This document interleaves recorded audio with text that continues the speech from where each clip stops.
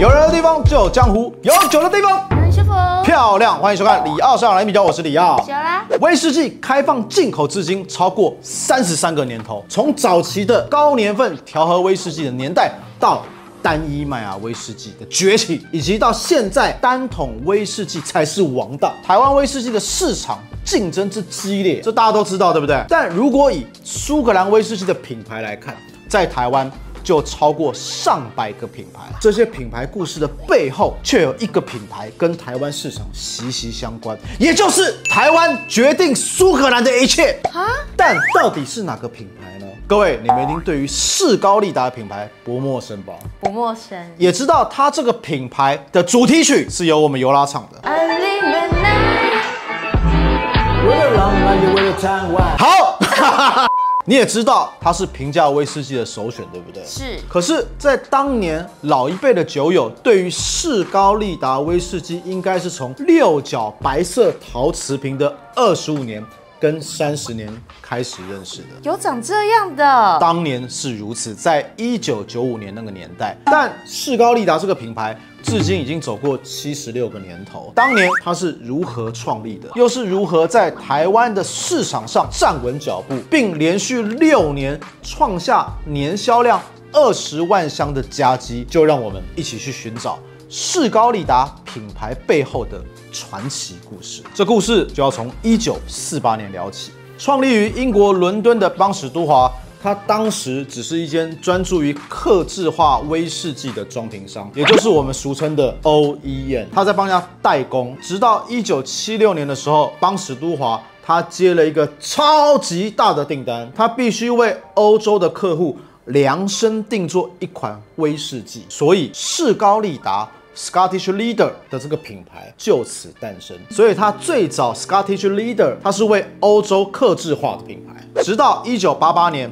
士高利达它正式成为消费者的品牌，更放眼全球，输出海外。从1990年开始，邦史都华其实在当年它相当有远见，它就开始收购威士忌蒸馏厂。它先后于1990年收购位于高地区的丁斯顿酒厂。哦，丁斯顿是对，再来就是1993年收购于位于茂尔岛的 Tobermory 酒厂，更于2003年它买下了艾雷岛的布纳哈本酒厂。布纳哈本最后一个哦。对，所以邦史都华集团正式从装瓶厂转型成为酒商。那到底跟台湾有什么关系？这一段缘分呢，就要从1995年开始说起。在当年呢，可是台湾籍 N 卡巴的年代。什么意思？台湾前烟角木的年代，在那个年代，它可是疯狂的年代。你知道台湾的股市呢，从1986年的1000点飙到1990年的12000点，不到4年的时间，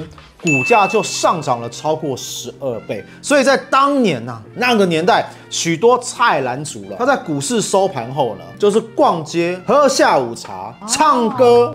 跳舞、做 SPA， 过起贵妇的生活。那男生呢，就是打麻将、上酒店。所以在那个年代大家喝的都是什么高年份的威士忌，也钱很多。对，也因为如此，士高利达25年跟30年6角瓶陶瓷瓶身就在这时候进入台湾市场。所以呢，台湾士高利达团队他思考着，在威士忌市场高年份这么多的竞争下，到底还有什么位置可以插入呢？我们既然有酒厂，我们想设定什么都是轻而易举的。所以在当年呢，他们就选择在约走路的黑牌跟红牌之间插入。这算反其道而行。他在这一块呢，他打破年份的迷思，而且推出价格平易近人，但是风味却醇厚的士高利达金牌威士忌。而这个决定呢，也让现在的士高利达成为年销量超过20万以上的品牌之一。所以事后回来看，他们当年士高团队所下的这个决定是正确的。但值得一提的是呢，现在有一位一代威士忌宗师之称的 Billy Walker， 有听过？他在上个月刚来台湾。他其实在1982年37岁的这一年，就曾经加入过邦史都。他一直到了2003年才离开，这长达21年的黄金岁月，他其实都贡献给了士高利达。所以不可否认，Billy Walker 在当年他它的确定调了士高利达的基础风格。另外值得一提的是，马蒂斯威士忌也是创立于2002年，所以足以证明这一块价位带的确很迷人。甜呐、红跟黑之间插入这一块价位带的确迷人。所以我们接下来从士高利达标志来看，好，你现在是不是只看到老鹰而已？对，但当年呢，却是鹿跟老鹰的标志都有，是不同系列嘛，所以才会有鹿跟老鹰。都是士高利达。只不过他们在当年的时候，就是一开始出的是鹿，后面又想要做老鹰，所以就会变成在那一段市场上面，你会看到鹿跟老鹰同时都有，好热闹哦！那就是所谓的动物园。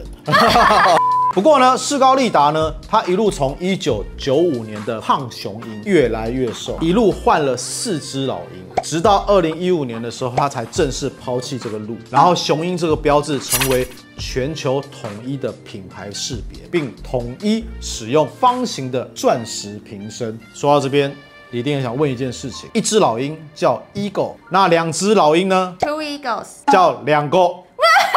老梗，好了，它到2007年的时候再推出士高利达12年苏格兰威士忌，而且并夺下台湾所举办的威士忌盲饮竞赛冠军，也就是酒讯杂志所举办的 TWA， 进一步证明它的口感卓越。而且到了2019年的时候，更迎来他们集团的第1位女性调酒师朱莲。哦，我认识他。我们跟他一起吃过卤肉饭，喝过奶茶，吃过香肠。在同年，他也推出了士高利达的金雪莉，也是我们 Julian 的作品。而且他是法医背景啊，所以他能够分析调和时的化学变化，也能够诠释勾兑过程中的工艺美学。其实是现代威士忌界最年轻的女性酿酒师之一，太厉害了。对，而且他更于2022年获得最佳蒸馏师与首席调酒师的荣誉。他曾经说过一句话，他说威士忌的调和是科学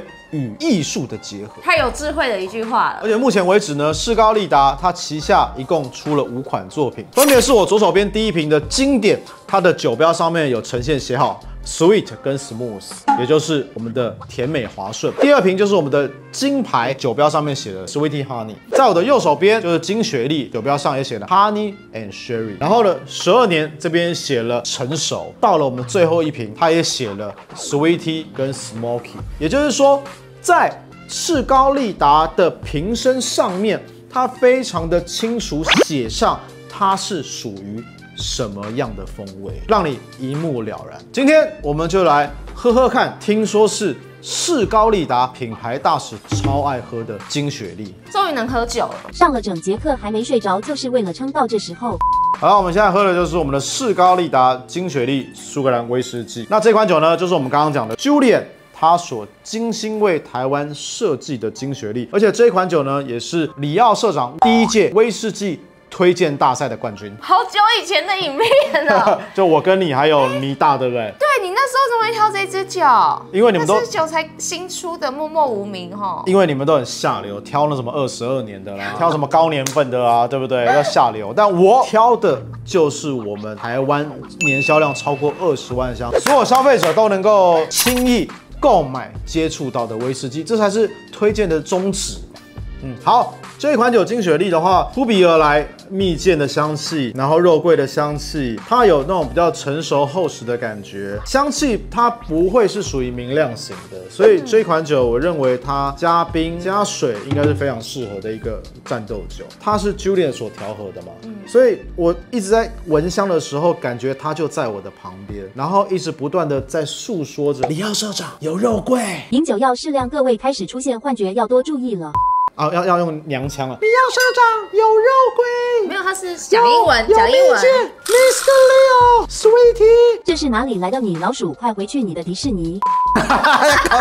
一直不断的在跟我讲他想要诉说他这款酒的一些味道是什么。这款酒因为其实在我们的频道节目当中，我觉得我们应该是喝过第3次，所以这款酒我对它并不陌生。它就是一个非常滑顺，而且轻松，而且非常易饮的一个酒款。它的价格又不到500元，所以我们以平价威士忌来看它，它的确符合它的身价，甚至超越它的身价。而这款酒呢，其实他曾经参与过我们 TWA 的盲饮竞赛，包括之前我们100人盲饮活动，他连续在2个竞赛当中都是成为盲饮冠军的首选，非常非常不得了的一件事。所以我对他的印象就是这么的滑顺，而且他给你的那个口感就是非常的香甜，所以很符合他在酒标上面讲的就是甜美的感觉。所以盲饮起来的话会更好喝吗？我觉得我在明饮的时候就已经是很棒。通常盲饮的话，听觉会比较好。